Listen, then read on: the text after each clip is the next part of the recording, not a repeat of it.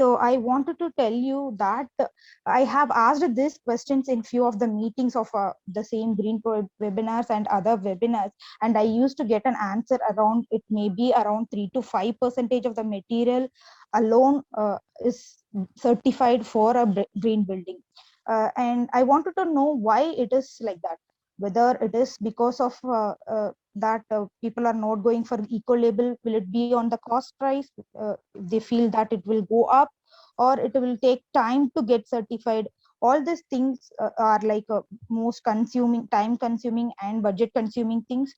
Maybe most of the answers I used to get these things only. To address all these things only, we from IGBC side and from CAI side, they have launched a Green Pro Eco Label. This is the India's largest eco label available in India. So can you move to next slide? To address this rapid growth in the green building movement and to create need for eco labeling in the market, today almost as mentioned, there are every day you used to get a 4 registration in IGBC alone for a green buildings, maybe irrespective of a rating system, like it can be a green homes or it can be a new buildings, or various type of rating systems as well. And it is keep on increasing in this post COVID situations also. To take this advantage of this growth in the green building industry, and to it is important that we need to create an ecosystem which covers the green procurement as well. So eco labeling is one such proactive initiative by the manufacturers to address this green building movement, and to make this as a green ecosystem. uh, to facilitate this, CI have initiated initiative called Green Pro certification to facilitate green product market transformations in India. And you can see that IGBC is also having I have highlighted here one of the uh, credit for certified building materials as of now. But I wanted to tell you a few things that a typical IGBC system has a minimum 6 modules. It will be irrespective of any rating, which has sustainable sites, water efficiency, energy efficiency, material and resources, and indoor air quality. So in all these things, if you see, this is this all this 6 category is an inclusive of building architectural design, PHE design, MEP, material selection, handling of waste, maybe how we are maintaining the sustainable practices in the site during construction, rainwater harvesting, post installation of commissioning also, which carries 100 points to evaluate the assessment. But if you see in each of this module, you have credits for material selections alone. On this whole, you will be getting out of 26 out of 100 points for only on the material selection, irrespective of any design elements. So to address this needs, Green Products and Service Council has framed an assessment called Green Pro certification.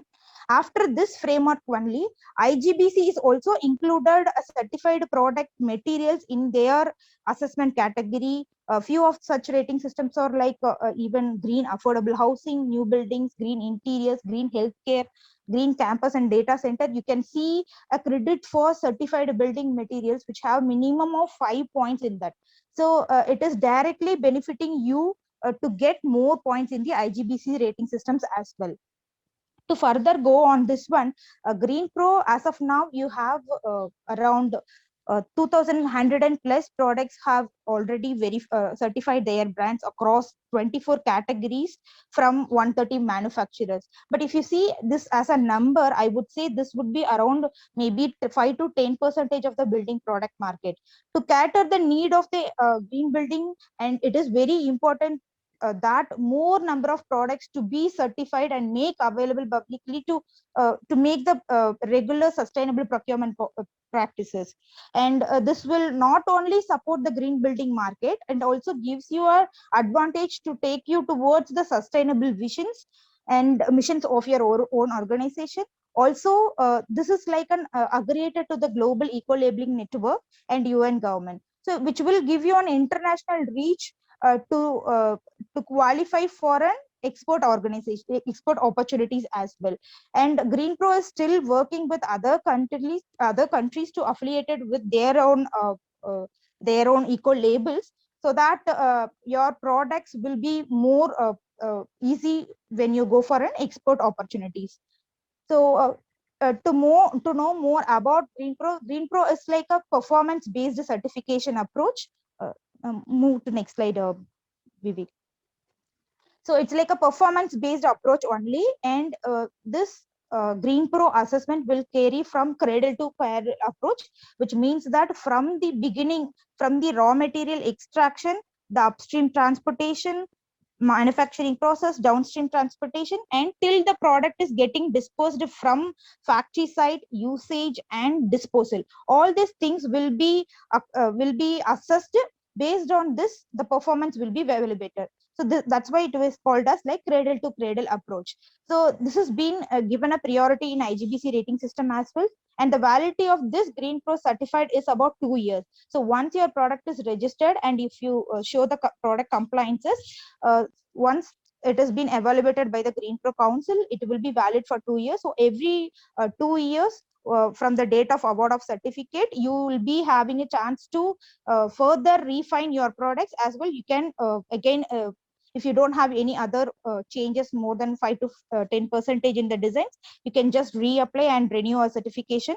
Or if you have done minor changes in your designs which can impact the performance as well as the environmental impact, then again you can go with the additional credit compliances and you can show the compliances. So could you move to next slide?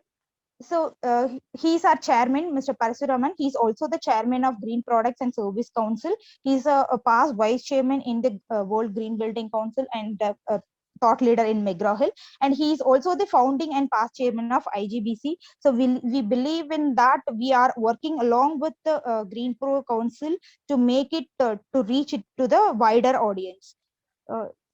Next one.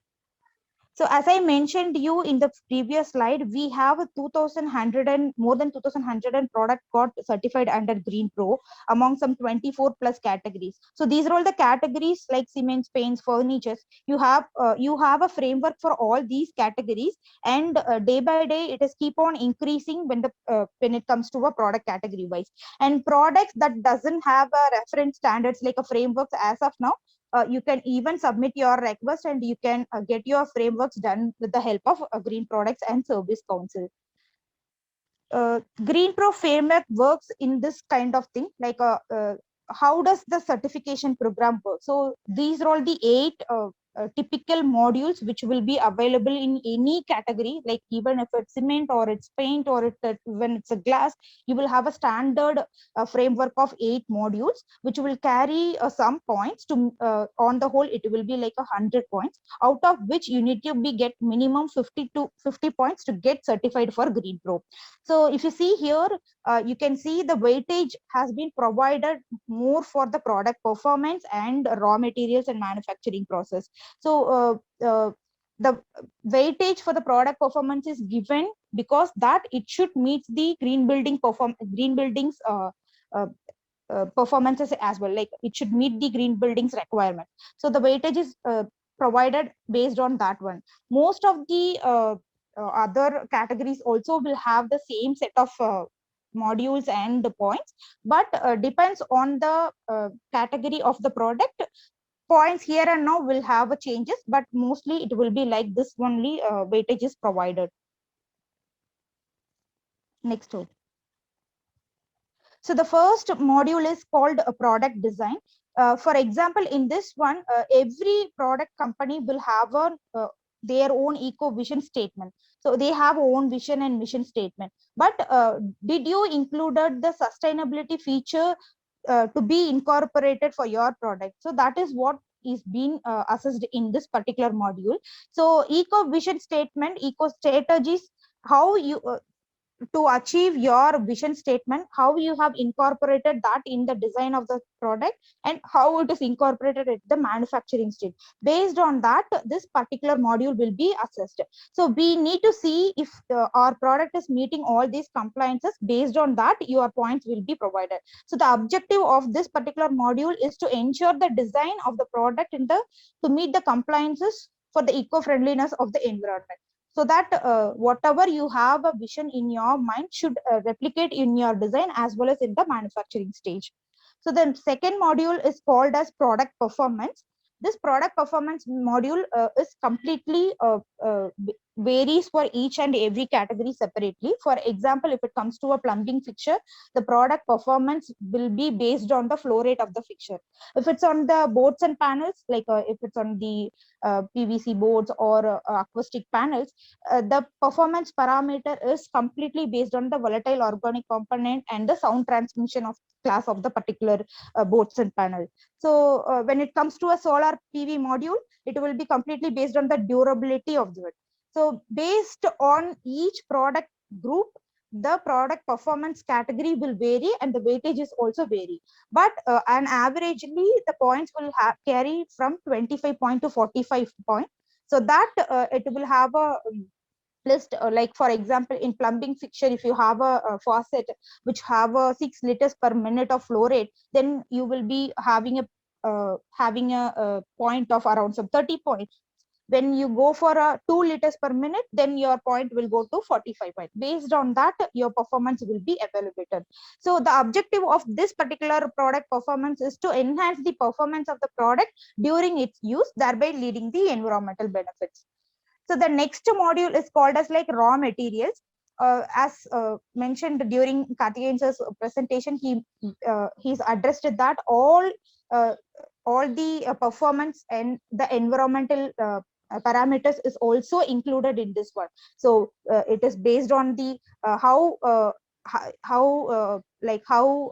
sustainable that product is. Like does it contain any hazardous substances, whether it has any recycled material in his product manufacturing, does it have a regional content. All these things will be based on, all these things will be evaluated in this particular module called raw material.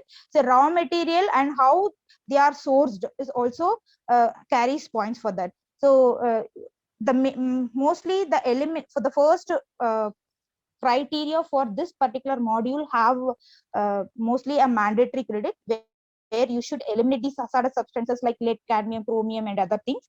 So you should avoid that one. So when you avoid that one itself, you are leading with the better practices. So based on that, the points were provided. For recycled content, have you included the post industrial waste or post consumer waste? Based on that, your points will be provided. So to monitor that, this particular module is framed. So the objective of this module is to enhance the performance based on the raw material procurement. So the next module is called as like raw manufacturing process. So during the manufacturing process, how efficiently you are making your product is more better during emissions. So first one is like energy efficiency, water, and renewable energy. So how much of energy is being consumed for manufacturing your product? This can be based on the national averages or international averages, or even maybe the specific energy consumption rates. So based on this one, your entire process of manufacturing will be assessed. The weightage is provided in such a way that for energy you will be having more weightages, and water is next to that. Then renewable energy is like it will be like you can have a on-site or off-site renewable energy system to cater your production's capacity. Based on the percentage of the renewable energy production, your manufacturing points will be provided. The next module is called as like waste management. Here you need to adhere to the mandatory credit is called solid. You need to comply with the local and regional standards. Then you should be how efficiently you are reducing your non-hazardous waste and hazardous waste. Based on that, the points were segregated. So in this objective is to increase the cost of the raw material and increasing the cost of the waste disposal, and more stringent regulations to be followed as per the government norms, and to reduce the potential risk during the explosion of this waste produced during the production. So the next module is called as like life cycle assessment, which carries around some 10 points. This is like a latest, not latest, I would say. It is like a new kind of tool to evaluate your environmental impact during the life cycle of the product, and it can be done using a specialized software called Gabi, Sima Pro, and One Click LCS. This this particular module, I would say that this is a new initiative which is being included in the Green Pro framework. But I would say this is like a like last 10 years, this is in the practice in UN countries, but for us it is like a new kind of service. So this is from the raw material to the manufacturing and end disposal of the product, even the resource consumption, what is the outflow flows, and even the waste generation is also be quantified using a software tool. Even we can do without software, but it will be like a complicated one. So today many of the global organizations used to compare products. So on which basis they are comparing? So once you have done this LCA software, based on that, you can easily compare your product with your own competitor product, and you can see the result of impacts. So, and you can analyze, and you can even do an interpretation to change your design, whether you want to think on the design side, or you want to think on the transportation side, or you want to think on the usage side. Like that, you can do a lot of interpretation to get an optimized environmental impacts, and to get reduced even more than that. So it's like an over a period of time, what you can do is like you can do a life cycle of analysis now, and over a period of time you can do an interpretation in design, or in the material procurement, raw material procurement, or in by the transport. You can do a lot of changes over a period of 5 years or 10 years. You can see what is my environmental impact before 5 years, and after 5 years what is my impact. Kind of activities also you can do using this LCA tool. And I wanted to tell you that in Europe and USA, most of the organization used to have the environmental impact of the product. Uh, to give you a very simple picture on this life cycle analysis, if you buy a biscuit packet from your own departmental store, you can see a nutritional panel behind that one, which can mention your what is the calorie consumption, what how much percentage of fat is in that, carbohydrate is in that. So the same kind of procedure on, but on the environmental side. So this is how it works. I'll show you some pictures how it is done for a concrete cement.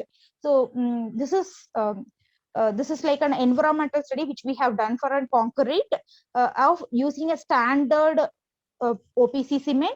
And so just to give you this one, to do any LCA, you should have four steps involved, which is like defining your goal and scope, and then defining your boundaries, and doing your inventories for the life cycle assessment, then getting your result. So for example, the process here I have shown you is like how the concrete is being manufactured. And the boundary condition, if you see the first set of from left side, if you can see cement, aggregate, water, and admixture, these are all your raw material stage, which I could call it as like a cradle stage. Then transport into your manufacturing side. So this will be called as like upstream transportation. Then concrete is your on site, so it can be called as gate boundary. Then downstream transportation, usage stage is like what we used to tell is like from gate to your cradle stage. So this demolition is like completely on the cradle. So it is again maybe reused or recycled, or it can be what is it, just be demolished. So from cradle stage till cradle, again it can be recycled, means it will be called as like a cradle, or it can be if you are just demolishing it, then it will be called as grave. So we need to define the boundary. So what analysis I'm going to do? So for example, most of the products like a concrete cement, they don't know the inventories for the usage time and demolition time. So what they used to do is like they'll perform a cradle to gate analysis, which in which they can have inventories of only the raw materials and upstream transportation and their site usage. Based on that, this result is developed.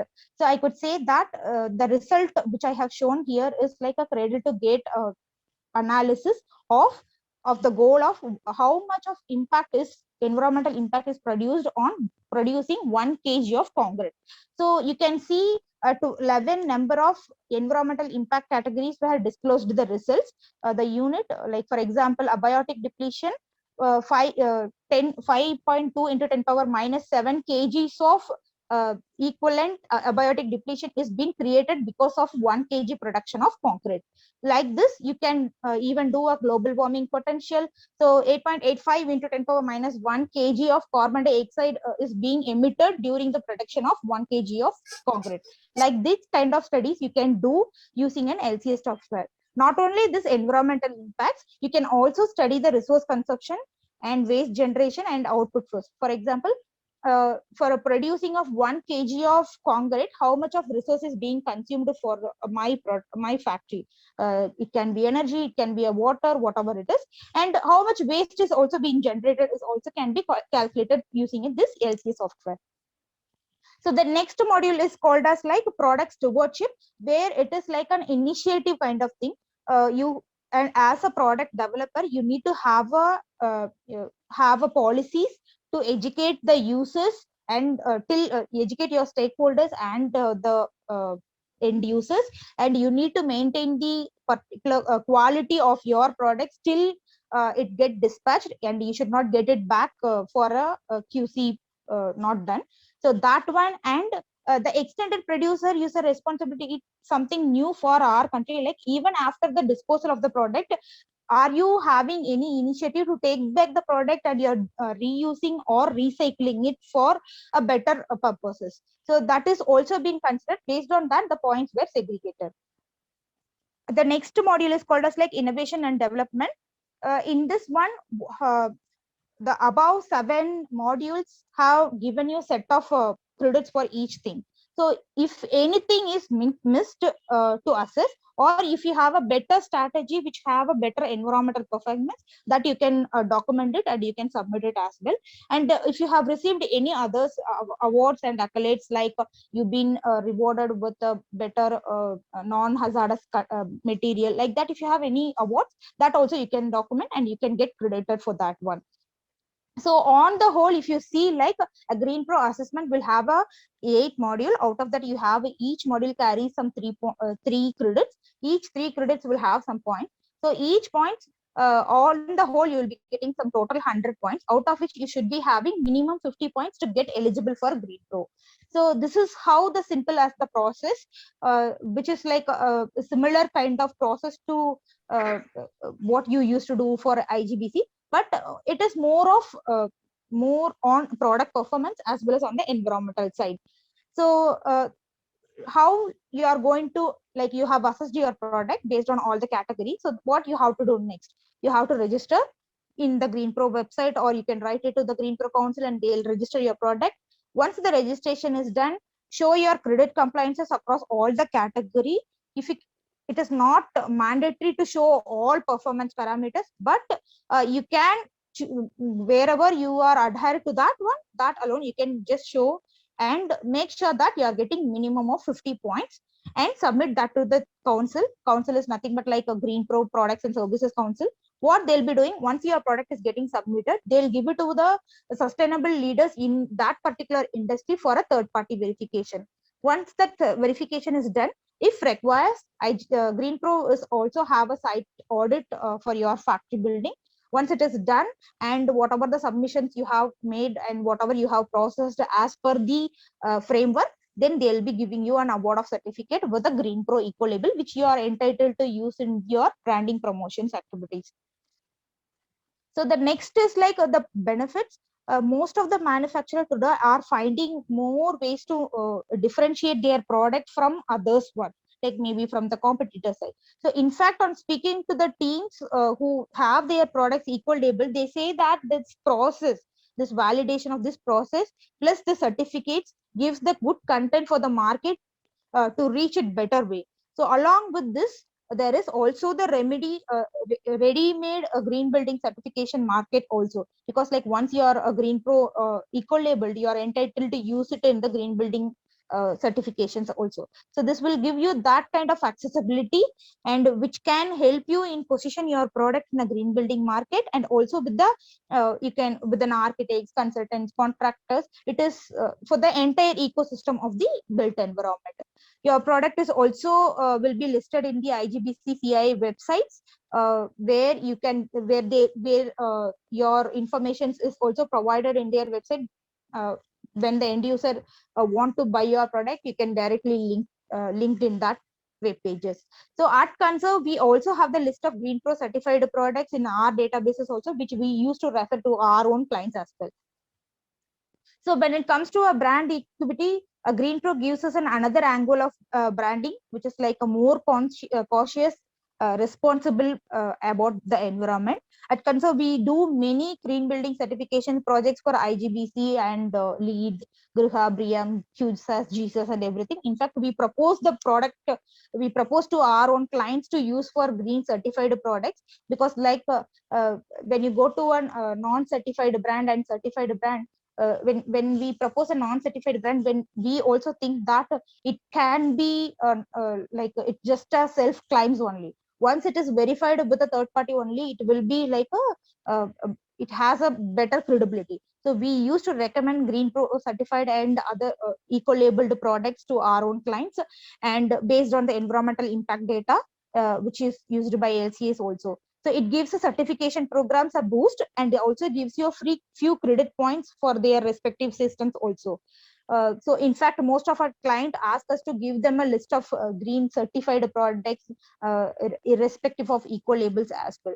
So it is all, we wanted to tell you like that Green Pro certified is also only maybe around some 5 to 10% of the market share when it compared to the total production capacity. So there is a lot of market to explore and get your product certified under Green Pro. So that, however, clients give preferences for green certified products only. So which helps overall concept of this green program for the building as well as for the organization.